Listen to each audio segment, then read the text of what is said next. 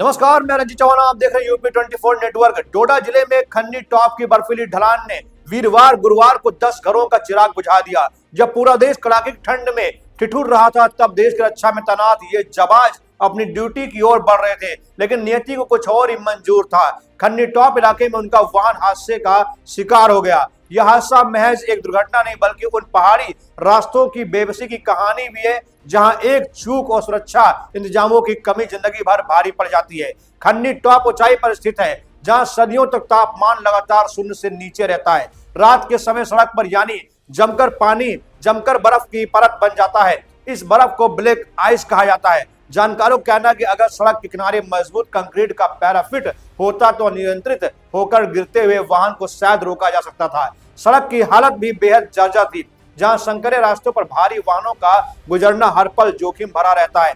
ना तो वहां क्रैश बैरियर थे और ना ही रात के वक्त चमकने वाले रिफ्लेक्टर, जो ड्राइवर को खाई की गहराई का अंदाजा दे पाते। हादसे का सबसे बड़ा विलन भीषण ठंड में सड़क पर जमा पानी और पाला बना। भद्रवाह की इन ऊंची चोटियों पर रात का तापमान शून्य से कई डिग्री नीचे चला जाता है। बुधवार की रात में यहाँ का तापमान -1.5 डिग्री सेल्सियस था।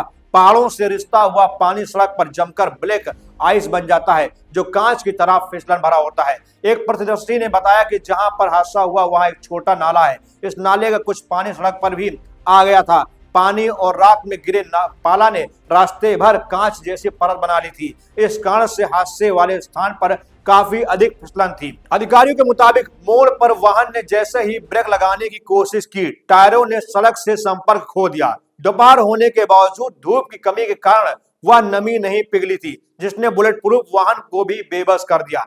नुकीले पत्थरों से टकराते हुए टुकड़ों में बिखर गया बुलेट प्रूफ कैस्पर वाहन।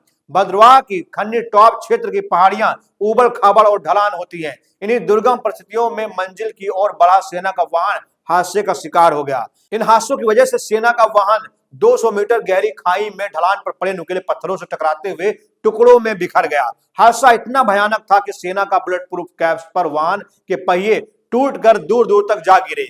इसका कहीं एक्सल गिरा तो कहीं स्टीयरिंग पड़ा नजर आया। पूरा वाहन के परखच्चे उड़ गए। इन्हीं पत्थरों की चोटों ने जवानों को सबसे ज्यादा घातक नुकसान पहुंचाया।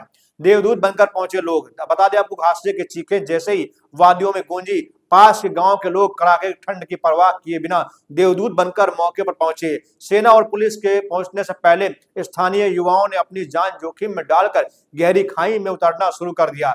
पथरीले रास्तों पर पीठ पर लाद कर चादरों का स्ट्रेचर बनाकर उन्होंने घायलों को ऊपर सड़क तक पहुंचाया।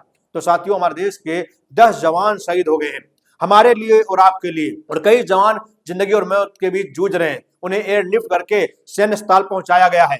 हम भगवान से दुआ करते हैं कि हमारे देश के जवानों की रक्षा करें। जो भी जवान घायल हैं वो जल्दी स्वस्थ हो जाएं और फिर से वो देश के काम आए। जय हिंद, जय भारत।